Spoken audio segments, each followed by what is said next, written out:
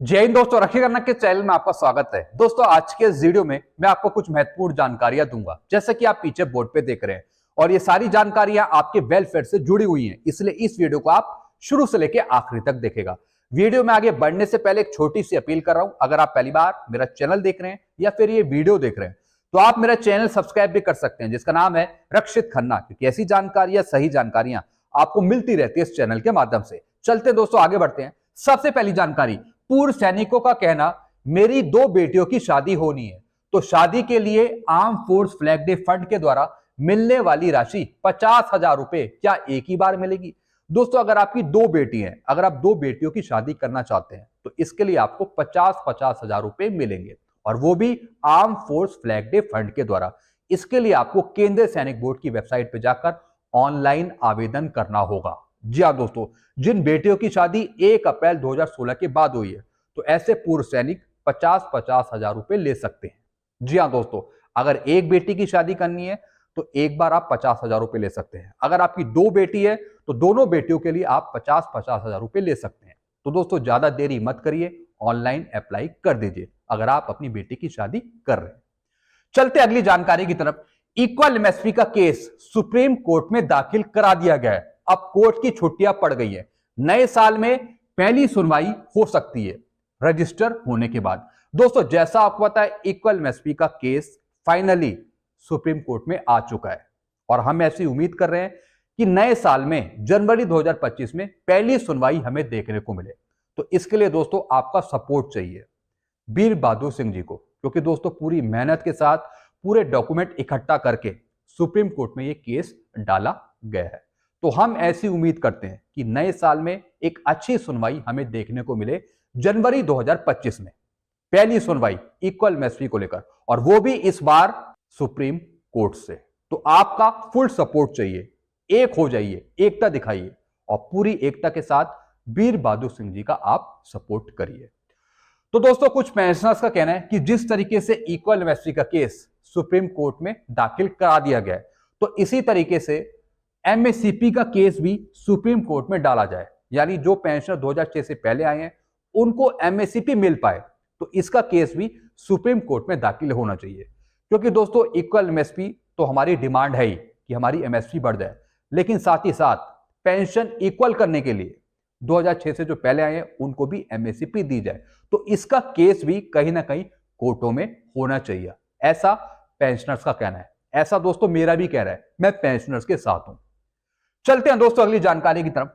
Pensioners को दिसंबर महीने की पेंशन के साथ 5 महीने का एरियर मिलेगा। जी हाँ दोस्तों, जैसा आपको पता है दिसंबर की पेंशन तो आपको मिलेगी, क्या दिसंबर की पेंशन के साथ क्या आपको 5 महीने का एरियर भी मिलेगा?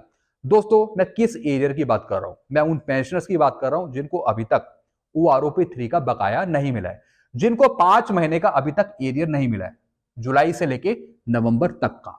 तो दोस्तों अगर आपको अभी तक एरियर नहीं मिला तो इसके लिए आप सीपी ग्राम में शिकायत डालें। सीपी ग्राम में आप तुरंत शिकायत डालें ताकि आपको बकाया मिल जाए ओआरओपी 3 का, अगर आपको अभी तक नहीं मिला। अगर दोस्तों आपको दिसंबर की पेंशन के साथ एरियर लेना है तो दोस्तों आप थोड़ा वेट करिए, क्योंकि दिसंबर की पेंशन के साथ एरियर नहीं मिलता, उसके आगे पीछे आपको एरियर देखने को मिल सकता है। हो सकता है कि आपको जनवरी में मिल जाए, हो सकता है कि 1-2 दिन में मिल जाए, लेकिन पेंशन के साथ आपका एरियर एडजस्ट नहीं होता। जी हाँ दोस्तों, इसके लिए दोस्तों आप सीपी ग्राम में कंप्लेंट डालिए, सीपी ग्राम में आपको कंप्लेंट डालनी पड़ेगी। बाकी आपको दिसंबर की पेंशन 31 तारीख को मिल जाएगी। हो सकता है उससे पहले आपको एरियर मिल जाए, ऐसा हो सकता है, नहीं तो दोस्तों फिर नए साल में देखने को मिलेगा।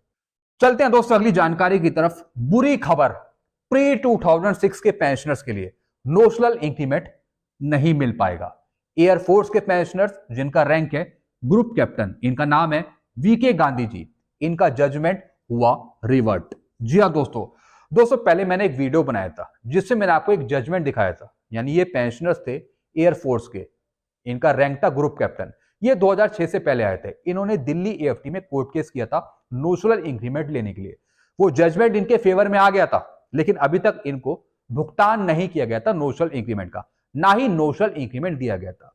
लेकिन दोस्तों अब आपको नोशनल इंक्रीमेंट नहीं मिल पाएगा। पहले मैंने वीडियो में भी आपको बताया था कि कोर्ट आपके केस डिसमिस कर रहा है, आपके केस वो ले ही नहीं रहा है, आपको नोशनल इंक्रीमेंट दे ही नहीं रहा है। दोस्तों अब बता दिया गया है कि जो पेंशनर 2006 से पहले आए हैं उनको नोशनल इंक्रीमेंट नहीं मिल पाएगा। और दोस्तों जो ये जजमेंट आया था इनके फेवर में वो भी अब रिवर्ट हो चुका है। जी हाँ दोस्तों, बदल दिया गया है, लागू नहीं करा गया है, रिवर्ट कर दिया गया, पूरा बदल गया, पलट गया। तो दोस्तों अब आपको नोशनल इंक्रीमेंट नहीं मिल पाएगा। और दोस्तों कोर्ट ने और डीओपीटी ने इस पे क्लैरिफाई किया है। दोस्तों जैसा आपको पता है डीओपीटी का एक लेटर आया था 14 अक्टूबर का, उसमें पहले पैरा में एक लाइन लिखी हुई है जिसमें बताया कि नोशनल इंक्रीमेंट का फायदा ये लागू हुआ 1/1/2006 से। जैसा आपको पता है 1/1/2006 से आपको नोशनल इंक्रीमेंट का फायदा मिलता था, वो भी जुलाई के महीने में 1 जुलाई से। बाकी दोस्तों 7 सीपीसी में ये रिकमेंडेशन चेंज हो गई, उसके बाद आपको 2 इंक्रीमेंट देखने को मिले, या तो जुलाई में या फिर जनवरी में। तो दोस्तों डीओपीटी ने भी यहां पे क्लियर कर दिया कि नोशनल इंक्रीमेंट का फायदा 1/1/2006 के जो बाद आए हैं उनको मिल पाएगा। पहले पैरा में यह भी लिखा हुआ है कि इसकी रिकमेंडेशन जो स्टार्ट हुई वो 1/1/2006 से हुई, यानी जब से जुलाई में इंक्रीमेंट दिया जाता था। तो दोस्तों एक ये दुखद खबर है उन पेंशनर्स के लिए जो नोशनल इंक्रीमेंट लेने की कोशिश कर रहे थे, जो पेंशनर 2006 से पहले आए थे। क्योंकि दोस्तों कोर्ट भी अब आपके कोई केस ले नहीं रहा नोशनल इंक्रीमेंट के। क्योंकि दोस्तों जिन वकीलों को मैं जानता हूं उनका भी यही कहना है, वो भी आपके नोशनल इंक्रीमेंट के केस नहीं ले रहे, क्योंकि कोर्ट आपके जो केस है वो डिसमिस कर रहा है, वो दे ही नहीं रहा है।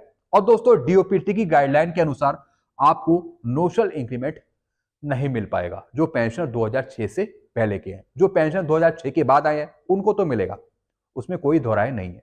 चलते हैं दोस्तों अगली जानकारी की तरफ। खुशखबरी, एएफटी दिल्ली का आया फैसला 13 सितंबर 2024 का सार्जेंट हवलदार के पक्ष में। जी हां दोस्तों, अगर आपका फिक्सेशन गलत चल रहा है 6 सीपीसी से और उसका नुकसान अगर आपको 7 सीपीसी में भी हुआ है, तो दोस्तों ये जजमेंट आपके लिए कामयाब हो सकता है और आपको अलग से कोर्ट केस करने की जरूरत है। अगर आपको अपना फिक्सेशन सही कराना है, अगर रिकॉर्ड आपका सही फिक्सेशन नहीं कर रहा, अगर आपको 6 सीपीसी से नुकसान होता आया है अभी तक 7 सीपीसी में भी, तो आपको कोर्ट केस करने की जरूरत है। ऐसी दोस्तों एक पेंशनर थे एयरफोर्स के जिनका रैंक था सार्जेंट। अगर हम आर्मी में देखें तो ये होते हैं हवलदार। इनके पक्ष में फैसला आ गया। दोस्तों इनका फिक्सेशन गलत हुआ था 6 सीपीसी में, गलत फिक्सेशन हुआ था। दोस्तों इनका जो बैचमेट था, जी हां दोस्तों, उसकी पेंशन यहां पे ज्यादा थी, यानी वही जूनियर सीनियर वाला मामला। जो जूनियर है उनकी पेंशन ज्यादा है, जो सीनियर है उनकी पेंशन कम है। तो यही दोस्तों ये मामला है। तो दोस्तों फाइनल फैसला आ चुका है और कोर्ट ने भी आदेश दे दिया है कि इनका जो फिक्सेशन है वो दोबारा सही तरीके से किया जाए। छठे पे कमीशन से इनका फिक्सेशन गलत चल रहा था, तो कोर्ट ने यही कहा है कि छठे पे कमीशन से जो इनकी बेसिक थी उसको देखा जाए, उसको रीफिक्स करा जाए। जी हाँ दोस्तों, और 7 सीपीसी में भी जो इनका फिक्सेशन हुआ है उसको भी सही से देखा जाए।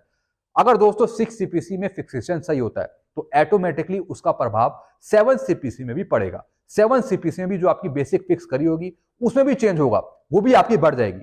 दोस्तों कोर्ट ने यहां पे साफ कह दिया है 6 सीपीसी में 1/2/2007 को लीडिंग एयरक्राफ्टमैन के पदोन्नति पर निर्धारित पे की समीक्षा करें। जी हाँ दोस्तों, यानी उस टाइम जो ये एलएसी पद पर थे, एलएसी का जो इन्होंने प्रमोशन पाया था, उस टाइम जो इनकी बेसिक पे फिक्स हुई थी उसको रिवाइज करने की यहां पे कोर्ट ने लिखा है कि उसको रिवाइज किया जाए, जो इनकी गलत चल रही थी उसको ठीक किया जाए 6 सीपीसी से। और दोस्तों 7 सीपीसी की भी यहां पे बात लिखी हुई है कि 7 सीपीसी में भी सही तरीके से फिक्स किया जाए।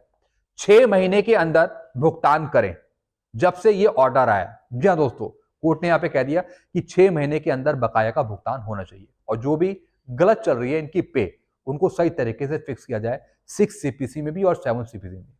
तो दोस्तों बहुत अच्छा फैसला है इन हवलदार के पक्ष में, सार्जेंट के पक्ष में। तो ऐसे ही दोस्तों अगर आपका भी गलत फिक्सेशन हुआ है 6 सीपीसी में या फिर 7 सीपीसी में, तो आपको तुरंत कोर्ट केस करने की जरूरत है। अगर रिकॉर्ड आपकी नहीं सुनता, सबसे पहले दोस्तों आप अपने रिकॉर्ड से कार्रवाई करेंगे, रिकॉर्ड को लेटर लिखेंगे। अगर रिकॉर्ड नहीं सुनता, अगर रिकॉर्ड आपकी बात नहीं सुनता, तब दोस्तों आप कोर्ट केस करेंगे। लास्ट ऑप्शन आप चुनेंगे कोर्ट केस का।